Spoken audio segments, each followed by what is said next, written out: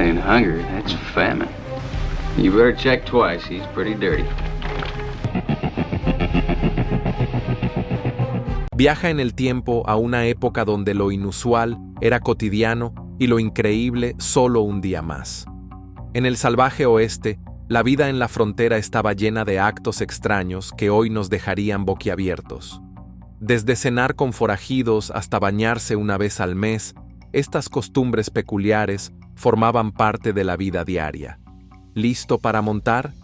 Únete a nosotros mientras exploramos el fascinante mundo del salvaje oeste, donde las normas eran cualquier cosa menos normales. No creerás lo que se consideraba rutina común. Número 1. Ahorcamientos públicos como reuniones comunitarias. En el salvaje oeste, los ahorcamientos públicos eran más que un simple método para impartir justicia. Eran eventos comunitarios que reunían a los habitantes en una macabra forma de entretenimiento. Imagina una escena bulliciosa con comerciantes montando sus puestos, niños corriendo entre las piernas y familias reunidas como si se tratara de una feria, todo para presenciar el castigo final. Para muchos, estas reuniones eran un recordatorio impactante de los peligros de la anarquía, sirviendo como una advertencia colectiva para seguir las normas sociales. La horca, a menudo erigida en un lugar prominente, se convertía en un escenario donde se desarrollaba el drama de la justicia, con el acusado interpretando el papel principal en su acto final. La atmósfera estaba cargada de una mezcla de anticipación y solemnidad, una comunidad unida en el ritual de presenciar la justicia, o eso parecía. Mientras algunos asistentes observaban con morbosa curiosidad, otros reflexionaban sobre las lecciones morales que se transmitían públicamente. Sin embargo, bajo la superficie de este espectáculo, se ocultaba una compleja red de emociones humanas y dinámicas sociales. Los ahorcamientos públicos exponían la frágil fachada del orden en una tierra donde el vigilantismo a menudo sustituía los procedimientos legales formales. Eran una ilustración cruda de la violencia aprobada por la comunidad, donde los vítores de la multitud podían ahogar las súplicas finales del condenado. Estos eventos eran tanto una forma de reforzar los lazos comunitarios como de impartir castigos, creando experiencias compartidas que moldearon el paisaje cultural de la frontera. Hoy en día, el legado de estas sombrías reuniones nos invita a reflexionar sobre la evolución de la justicia y nuestras propias normas sociales, recordándonos una época en que los límites entre el bien y el mal eran tan ásperos como el propio paisaje. Número 2. Embadurnar con alquitrán y plumas como justicia común. En el terreno áspero del salvaje oeste, la justicia a menudo adoptaba una forma tan cruda y sin pulir como el paisaje mismo. Entre los castigos más infames estaba el de embadurnar con alquitrán y plumas, un espectáculo brutal que servía tanto como castigo como humillación pública. Imagina esto: una plaza del pueblo llena de expectación, mientras un transgresor, despojado de su dignidad, es forzado a desfilar ante vecinos y extraños. El aire está cargado de tensión, los susurros y murmullos se mezclan con el crujido de un caldero lleno de alquitrán burbujeante. Este castigo, con raíces en la Europa medieval, cruzó el Atlántico y se convirtió en un método favorito de justicia vigilante en América. La piel del infractor, expuesta a los elementos, era quemada con alquitrán caliente, una masa pegajosa y abrasadora que se adhería tenazmente a la carne. Luego llegaban las plumas, pegándose al alquitrán y transformando al individuo en un espectáculo grotesco, un espantapájaros viviente destinado a disuadir a otros de cometer transgresiones similares. Más allá del dolor físico, embadurnar con alquitrán y plumas infligía una herida psicológica más profunda. Despojaba a los individuos de su dignidad e identidad, convirtiéndolos en símbolos andantes de la desgracia. Era una sentencia de muerte social, diseñada para servir como advertencia a cualquiera que considerara desafiar las normas o la autoridad de la comunidad. La multitud, reunida para presenciar esta humillación pública, se llevaba más que recuerdos del evento. se iba con una comprensión reforzada de los límites sociales y las duras consecuencias de cruzarlos. Número 3. Escalpar enemigos y conservar trofeos. En el caótico y sin ley salvaje oeste, el escalpado surgió como una práctica brutal que dejó una marca indeleble tanto en sus víctimas como en las comunidades involucradas.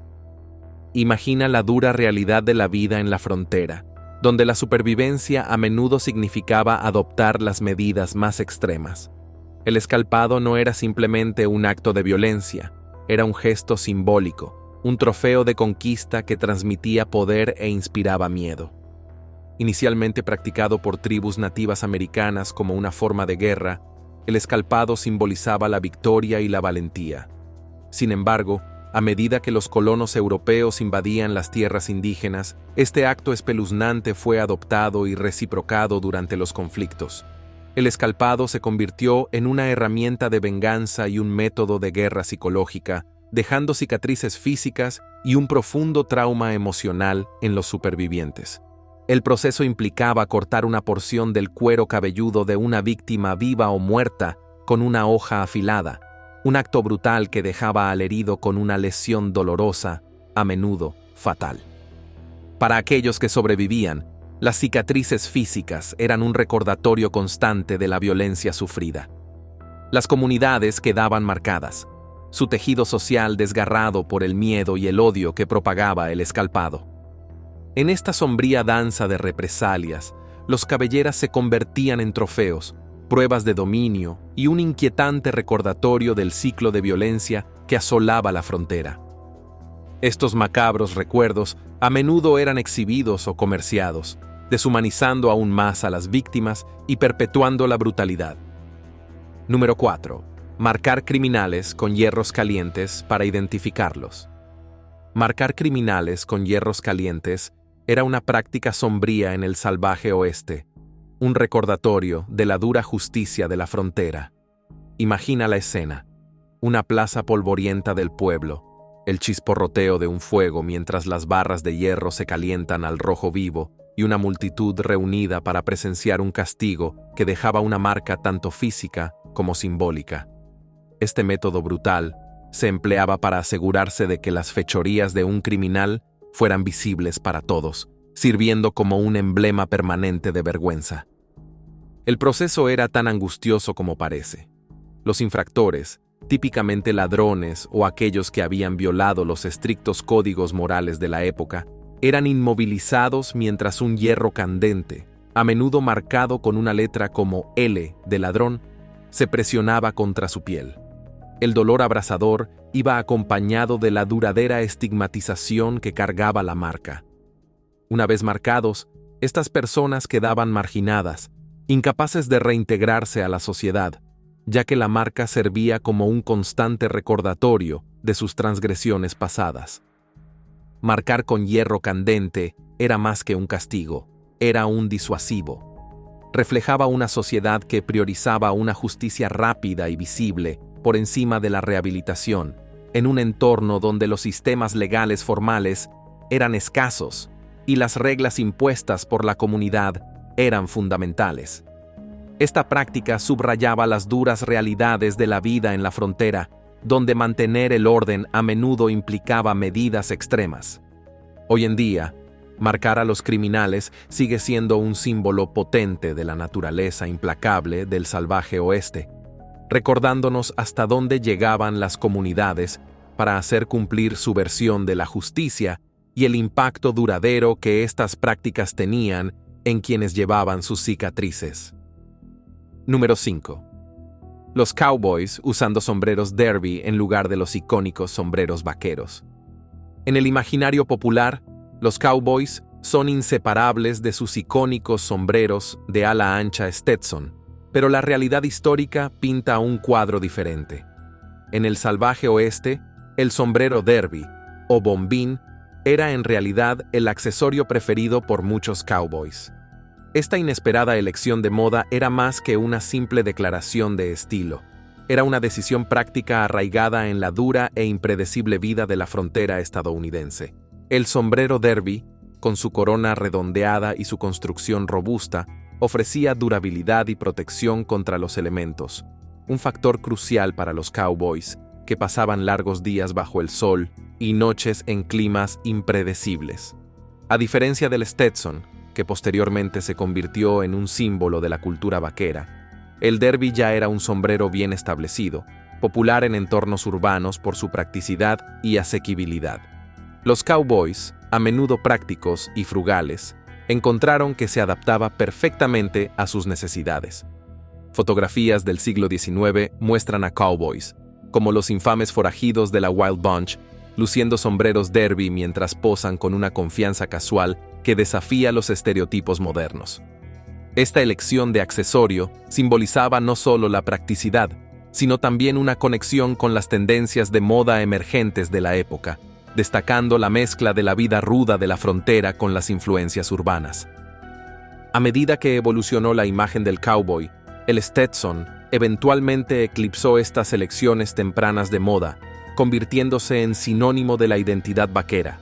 Sin embargo, el sombrero derby sigue siendo un fascinante recordatorio de las diversas influencias que dieron forma al salvaje oeste. Resalta cómo la practicidad a menudo dictaba el estilo, incluso en una era romantizada por su espíritu indomable y sus leyendas más grandes que la vida. Explorar este aspecto menos conocido de la cultura cowboy ofrece una nueva perspectiva sobre la adaptabilidad y la ingeniosidad que definieron la vida en la frontera. Número 6. Mujeres disfrazándose de hombres para cometer delitos. En el salvaje oeste, donde las normas sociales eran tan fluidas como la propia frontera, algunas mujeres recurrían a disfrazarse de hombres para cometer delitos. Esta audaz táctica era un testimonio tanto de la osadía como de la desesperación que caracterizaban la época. Imagínese calzándose las botas de una mujer del siglo XIX, vistiendo ropa masculina no solo como un disfraz, sino como una herramienta de empoderamiento y subversión en un mundo dominado por los hombres. Las motivaciones detrás de estas transformaciones eran variadas. Para algunas, era una forma de escapar de los rígidos confines de los roles de género, permitiéndoles acceder a espacios y oportunidades que de otro modo les estaban vedados. Para otras, era un movimiento estratégico para llevar a cabo robos u otras actividades delictivas, aprovechando el factor sorpresa contra víctimas desprevenidas y las autoridades. Un ejemplo famoso es Pearl Hart, quien se hizo conocida por su robo a una diligencia en Arizona. Vestida como un hombre, desafió las expectativas de su época, logrando no solo ejecutar el asalto, sino también cautivar a los medios y a la imaginación pública. Su audacia desafió las percepciones sociales de la feminidad y la criminalidad, convirtiéndola en una leyenda por derecho propio. Número 7. Fotografiar a seres queridos fallecidos como recuerdo. En el siglo XIX, surgió una tradición peculiar y conmovedora: fotografiar a los seres queridos fallecidos como recuerdo. Esta práctica, conocida como fotografía post-mortem, servía como una manera para que las familias recordaran a quienes habían perdido, en una época en la que las fotografías eran raras y valiosas. Imagine un tiempo en el que capturar la imagen de alguien en vida era un evento significativo, a menudo reservado para ocasiones especiales. En la muerte, estas imágenes se convertían en tesoros aún más preciados, proporcionando un vínculo tangible con los que habían partido. El proceso involucraba posar cuidadosamente al difunto, a menudo en posiciones que simulaban estar vivos, a veces rodeados de familiares o pertenencias personales. Los fotógrafos usaban soportes para crear la ilusión de vida, como marcos o sillas, y a menudo aplicaban maquillaje para dar al sujeto una apariencia más natural. En algunas fotos, los ojos se pintaban sobre los párpados cerrados para simular que estaban despiertos, realzando el intento inquietante pero tierno de capturar una última imagen. Estas fotografías cumplían múltiples propósitos. Eran una forma de duelo, permitiendo a las familias llorar y recordar a sus seres queridos de manera tangible. También proporcionaban un sentido de cierre, capturando el semblante del fallecido en reposo ofreciendo consuelo a quienes quedaban atrás. Esta práctica era especialmente común en la era victoriana, cuando las altas tasas de mortalidad infantil y las epidemias hacían de la muerte un visitante frecuente. Aunque hoy esta tradición pueda parecer macabra, la fotografía post-mortem reflejaba la relación de la época con la muerte, un tiempo en el que la mortalidad era una parte omnipresente de la vida.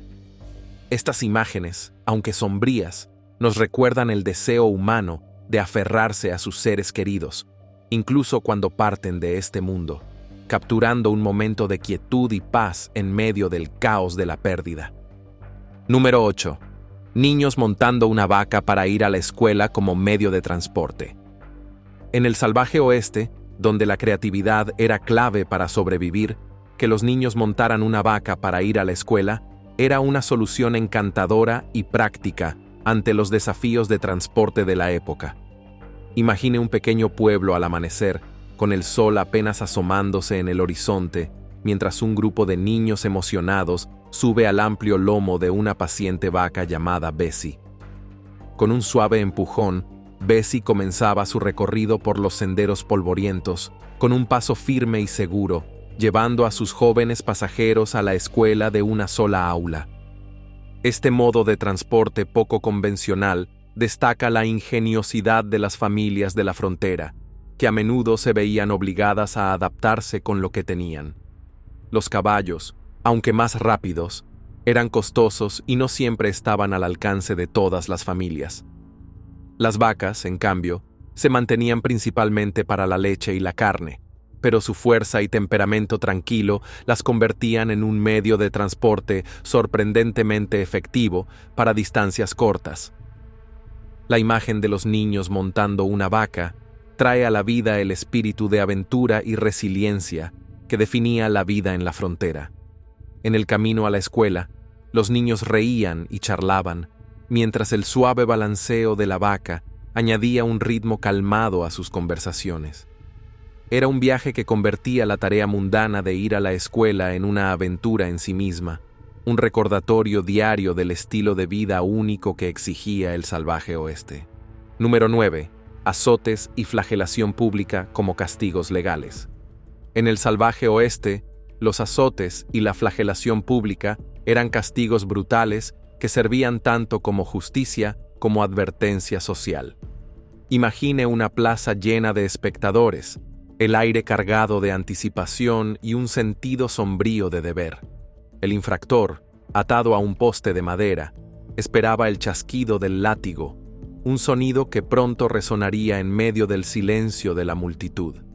Esto no era solo un castigo, era un espectáculo público que subrayaba las duras realidades de la justicia fronteriza. La flagelación se diseñaba como un elemento disuasorio en una tierra donde los sistemas legales formales aún estaban en desarrollo. El látigo, a menudo manejado por alguaciles o soldados, cortaba el aire con un silbido aterrador antes de aterrizar sobre la piel desnuda, dejando heridas sangrantes y cicatrices. Cada azote era un recordatorio del precio de desafiar las normas sociales, tanto para el infractor como para los observadores. Los verdugos, individuos endurecidos, no mostraban piedad, buscando quebrantar la voluntad del infractor y reforzar el orden social. Para los espectadores, estos eventos eran un sombrío recordatorio de la delgada línea entre el orden y el caos. Algunos miraban con horror, otros con fría indiferencia, pero todos eran conscientes de las consecuencias de salirse de la norma. El dolor infligido no era solo físico, sino también psicológico, dejando cicatrices duraderas que servían como advertencia a la comunidad. Este método de castigo reflejaba la importancia de una justicia rápida y visible en un tiempo y lugar donde mantener el orden era primordial. La flagelación pública no solo buscaba hacer cumplir la ley, se trataba de preservar la cohesión social en medio del caos de la frontera, dejando marcas imborrables tanto en sus víctimas como en la memoria colectiva de quienes lo presenciaban. Número 10. Permitir la entrada de caballos en salones y edificios públicos. En los días bulliciosos del salvaje oeste, no era raro ver a un caballo atravesando las puertas batientes de un salón, para asombro de nuestras sensibilidades modernas. Imagine la escena: un vaquero, cubierto de polvo tras el camino, guiando casualmente a su fiel corcel dentro de un salón lleno de vida. La imagen, aunque inusual hoy en día, era un testimonio de la singular mezcla de practicidad y extravagancia que caracterizaba la vida en la frontera. Los caballos, esenciales para la vida en el oeste, eran más que simples medios de transporte. Eran compañeros e incluso confidentes. Permitir su entrada en salones o edificios públicos no era solo una conveniencia, sino también un reflejo del profundo vínculo entre un vaquero y su caballo. En un paisaje donde los postes de amarre a veces escaseaban y dejar un caballo desatendido podía invitar al robo, llevarlos adentro era una solución práctica. Los salones eran los centros sociales de los pueblos fronterizos, donde se compartían noticias, se cerraban tratos y las vidas se entrecruzaban. La presencia de caballos dentro de estos establecimientos añadía un toque de caos encantador, con el ruido de los cascos mezclándose con el tintineo de vasos y el bullicio de conversaciones animadas. Esta práctica también subrayaba la naturaleza informal y frecuentemente improvisada de la vida en la frontera, donde las reglas se adaptaban a las necesidades del momento. Aunque la imagen de un caballo en un salón hoy provoca risas e intriga, sigue siendo un recordatorio vívido de una era donde las líneas entre lo salvaje y lo civilizado a menudo se desdibujaban. Habla de un tiempo donde la adaptabilidad era clave y lo inesperado formaba parte de la vida diaria en el indómito oeste. Número 11. Porte abierto de armas de fuego y frecuentes tiroteos. En las vastas y anárquicas extensiones del lejano oeste, el porte abierto de armas de fuego y los frecuentes tiroteos no eran solo una cuestión de seguridad personal, sino que estaban integrados en el tejido de la vida fronteriza. Imagina una calle polvorienta al mediodía, el sol proyectando largas sombras mientras dos figuras se enfrentan, con las manos cerca de sus pistolas, cada una esperando el movimiento del otro.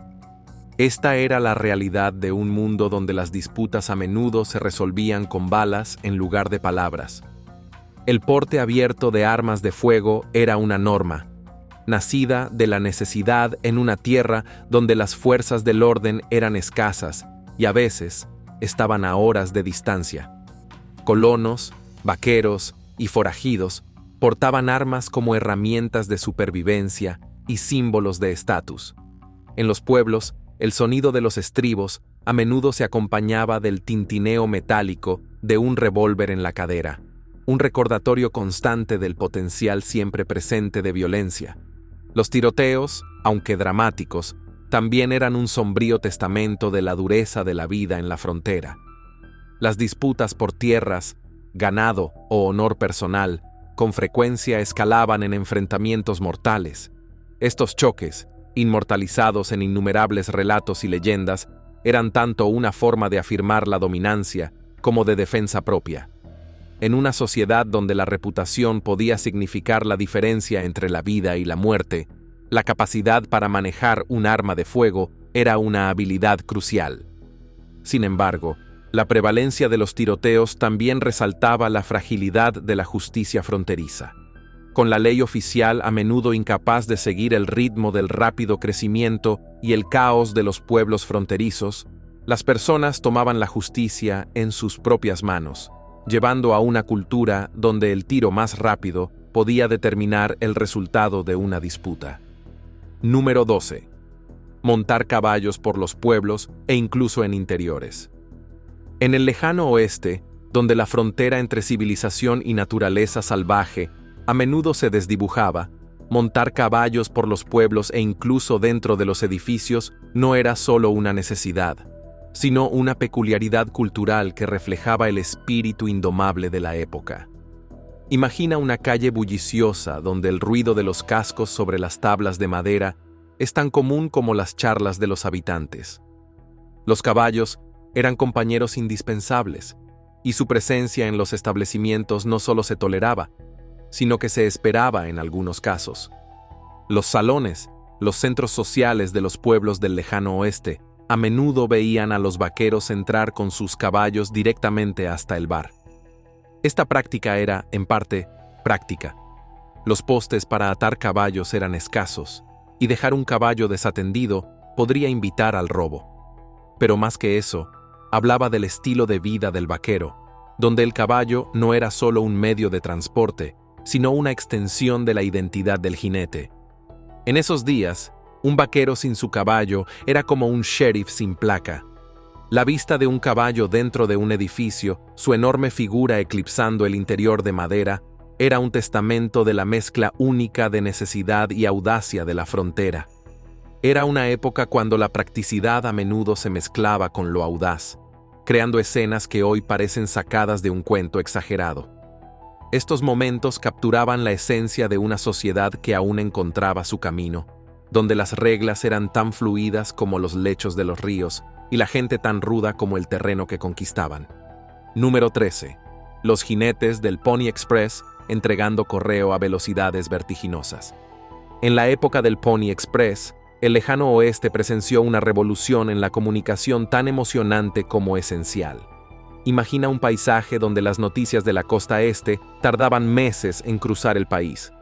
Luego, en un audaz movimiento, el Pony Express irrumpió en la escena, reduciendo el tiempo de entrega a solo 10 días. Este servicio de correo de relevo, activo de abril de 1860 a octubre de 1861, conectaba San Joseph, Missouri, con Sacramento, California, en medio de la bulliciosa fiebre del oro. Los jinetes, a menudo jóvenes y valientes, desafiaban terrenos duros y ambientes hostiles, llevando mensajes vitales a través de casi 2000 millas de tierra indomable. Estos jinetes, incluidos los legendarios Buffalo Bill Cody, se convirtieron en íconos de determinación y velocidad. Cody, quien continuó su ruta después de que su relevo fuera encontrado muerto, ejemplificó la resistencia requerida para ser un jinete del Pony Express. Cada jinete recorría entre 75 y 100 millas por turno, cambiando de caballo cada 10 a 15 millas en estaciones de relevo designadas. El servicio fue una línea de vida para una nación en crecimiento, uniendo comunidades distantes con una rapidez sin precedentes. A pesar de su breve operación, el Pony Express capturó la imaginación de un país a punto de vivir una transformación tecnológica. El legado del Pony Express radica no solo en su velocidad, sino también en su encarnación del espíritu indomable de la frontera. Demostró hasta dónde llegarían las personas para conectar y comunicarse en una era en la que cada mensaje era un hilo en el tejido de una nación en expansión. Número 14. Matanza masiva de bisontes y montones de calaveras. En el corazón del siglo XIX, las vastas llanuras del oeste americano resonaban con las poderosas manadas de bisontes, un símbolo de la naturaleza salvaje. Sin embargo, para finales de 1800, esta majestuosa criatura estaba al borde de la extinción, impulsada por una matanza masiva que dejó imágenes inquietantes de montones de calaveras de bisontes. Este sombrío capítulo de la historia no solo fue una catástrofe ambiental, sino un ataque cultural contra los pueblos indígenas que veneraban al bisonte como sagrado, dependiendo de él para la alimentación, la ropa y el refugio. La aniquilación sistemática fue alimentada por una compleja interacción entre la codicia económica y la guerra estratégica. Las pieles de bisonte se convirtieron en una mercancía rentable, lo que llevó a los cazadores a diezmar manadas enteras para obtener sus pieles, dejando los cadáveres para que se pudrieran. Los ferrocarriles facilitaron esta matanza, ofreciendo transporte e incluso excursiones para los buscadores de emociones que disparaban a los bisontes desde las ventanas del tren. Pero más allá del comercio, la matanza tenía un motivo estratégico siniestro: socavar a las tribus nativas americanas destruyendo su recurso principal, obligándolas así a vivir en reservas. Las fotografías de la época que muestran montones imponentes de calaveras blanqueadas son recordatorios severos de este brutal pasado. Estas imágenes capturan no solo la pérdida de vidas animales, sino también el desarraigo cultural y el desequilibrio ecológico que siguieron. La implacable búsqueda de progreso y expansión dejó una cicatriz imborrable en el paisaje y en su gente. Hoy en día, los esfuerzos por restaurar las poblaciones de bisontes y honrar su significado forman parte de una narrativa más amplia de reconciliación y gestión ambiental. Número 15. Baños poco frecuentes e higiene personal descuidada. En el paisaje agreste del lejano oeste, la higiene personal a menudo pasaba a un segundo plano frente a la supervivencia, lo que llevaba a baños poco frecuentes y a la falta de limpieza que se convirtió en parte de la vida diaria. Imagina la suciedad y el polvo que se acumulaban mientras los colonos y vaqueros recorrían los polvorientos caminos, a menudo pasando semanas o meses sin un baño adecuado. La escasez de agua y el esfuerzo requerido para calentarla sobre un fuego abierto significaban que bañarse era un lujo raro, no una rutina. Para muchos, el proceso de bañarse implicaba acarrear agua desde una fuente lejana, calentarla con esfuerzo y luego compartir una pequeña bañera de metal con toda la familia. Esta escasez convirtió la higiene en un asunto comunitario, donde los baños públicos en las ciudades más grandes se convirtieron en un oasis muy buscado, ofreciendo una rara oportunidad para un baño en agua limpia. Sin embargo, incluso estos eran pocos y distantes entre sí, dejando a la mayoría de las personas dependiendo de métodos rudimentarios, como un rápido enjuague de cara y manos para mantener una apariencia de limpieza. Las duras realidades de la vida en la frontera iban más allá de la simple disponibilidad de agua. El entorno polvoriento cubría todo con una capa de suciedad, mientras que la falta de productos de higiene modernos significaba que los colonos tenían que improvisar. El cuidado del cabello implicaba peines hechos a mano y jabones ásperos, mientras que la lavandería era una tarea agotadora que a menudo dejaba la ropa rígida e incómoda.